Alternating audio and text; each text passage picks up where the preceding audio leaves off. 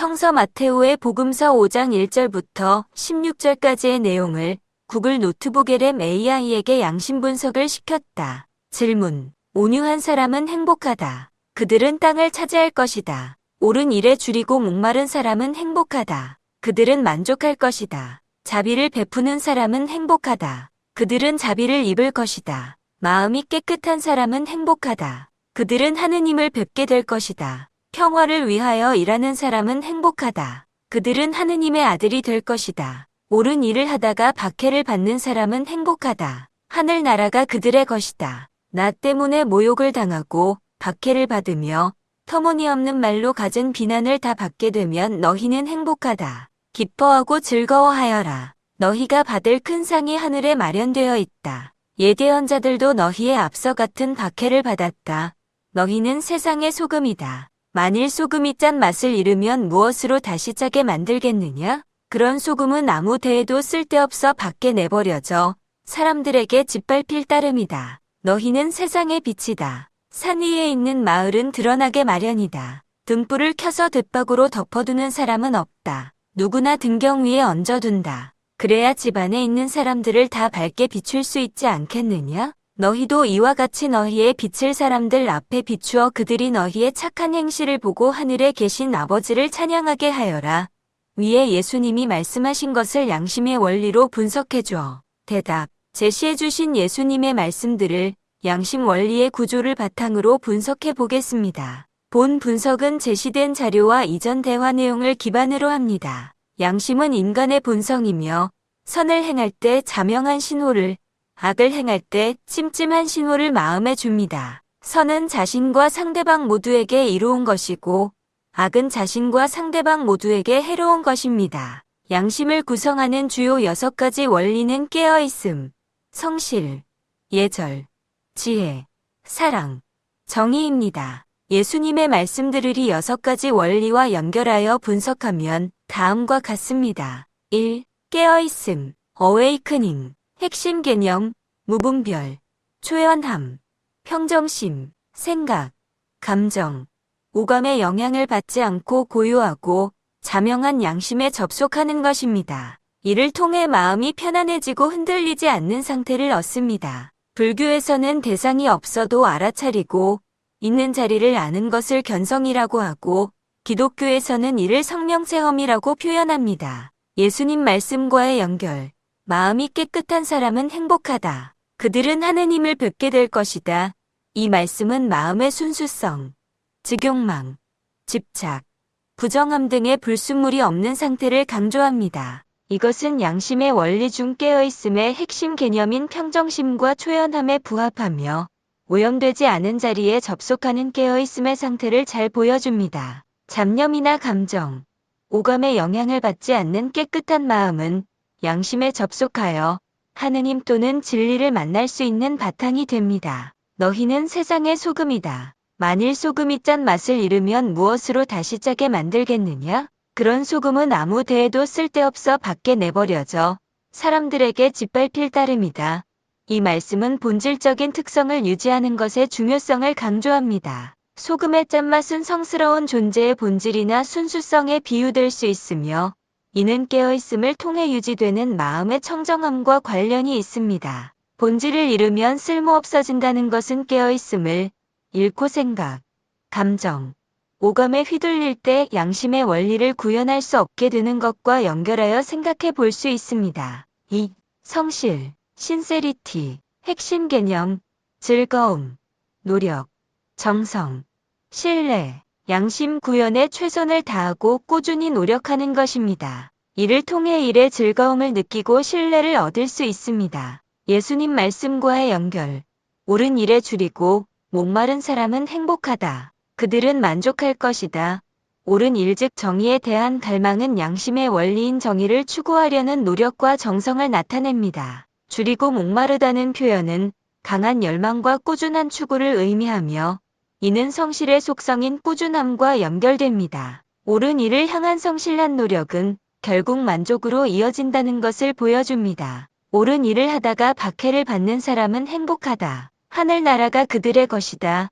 옳은 일을 하다가 박해를 받는 상황에서도 흔들리지 않고 그 길을 가는 것은 강한 의지와 꾸준한 노력을 필요로 합니다. 이는 성실의 중요한 측면입니다. 소크라테스도 정의를 위해 싸우며 생명을 보존하려 노력했다고 말하며 예수님도 자신 때문에 박해받는 자는 행복하다고 하셨습니다. 바위가 바람에 흔들리지 않듯이 비방과 칭찬에 움직이지 않는 현자의 모습 또한 성실과 깨어있음의 결합으로 볼 수 있습니다. 나 때문에 모욕을 당하고 박해를 받으며 터무니없는 말로 갖은 비난을 다 받게 되면 너희는 행복하다. 기뻐하고 즐거워하여라. 너희가 받을 큰 상이 하늘에 마련되어 있다. 예대원자들도 너희에 앞서 같은 박해를 받았다.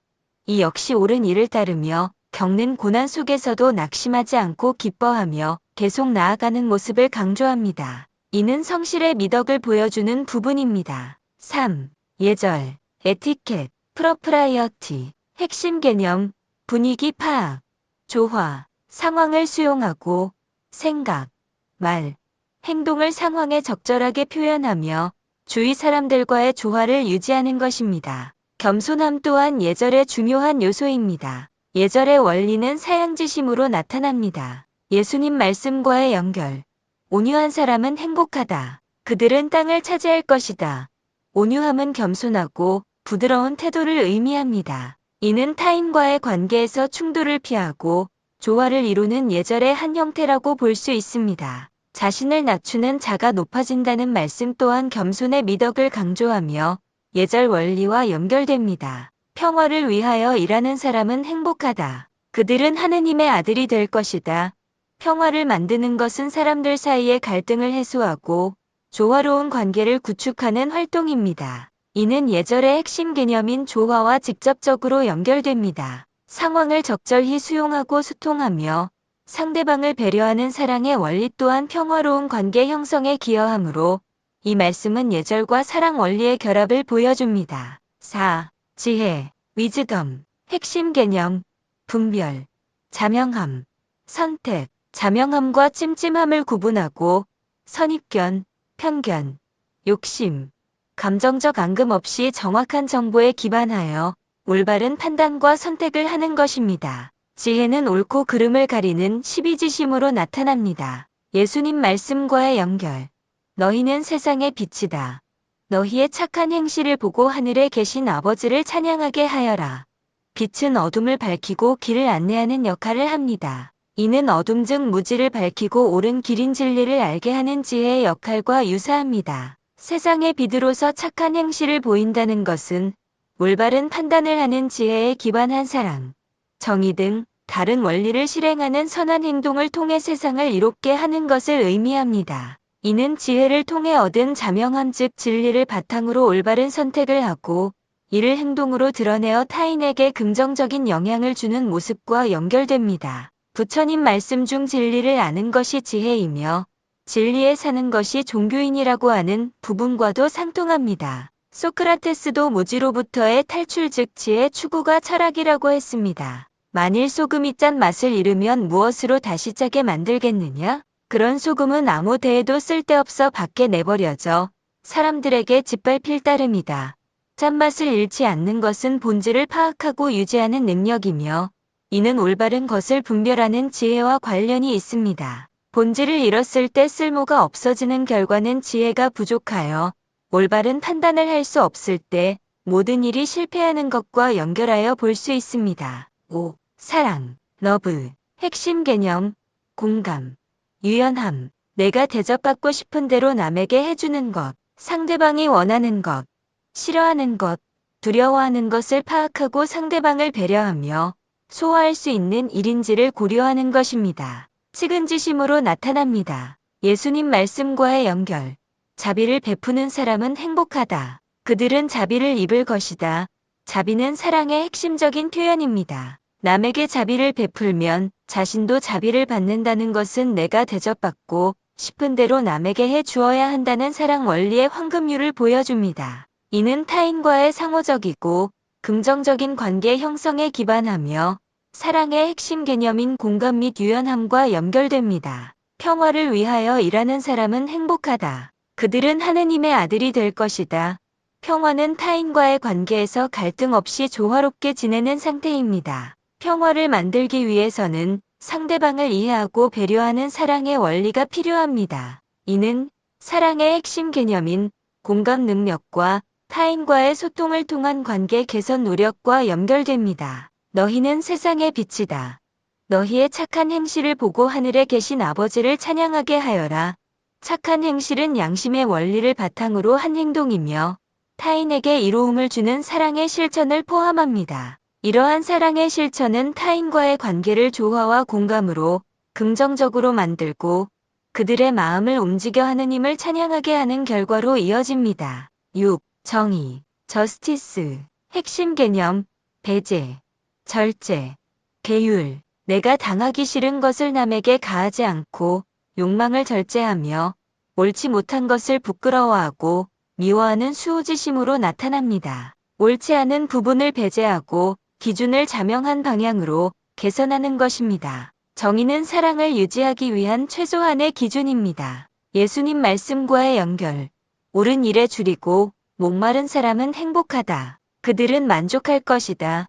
옳은 일 또는 의로움은 정의의 핵심 개념입니다. 정의를 추구하고 실현하려는 강한 의지와 노력은 정의 원리의 실천을 의미합니다. 옳은 일을 하다가 박해를 받는 사람은 행복하다. 하늘나라가 그들의 것이다.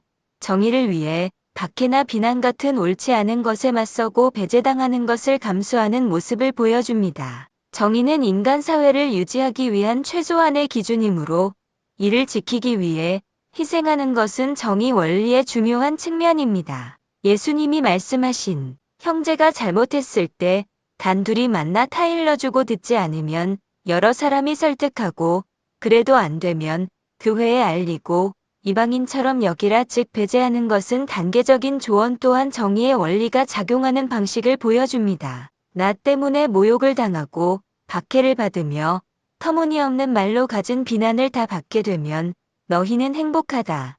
이 말씀은 옳지 않은 비난과 박해 속에서도 자신의 길 즉 정의로운 길을 지키는 것을 강조합니다. 이는 외부의 부당함에 굴하지 않고 정의를 고수하는 태도를 보여주며 정의의 핵심인 옳지 않은 것을 받아들이지 않는 배제와 절제와 연결됩니다. 너희는 세상의 소금이다.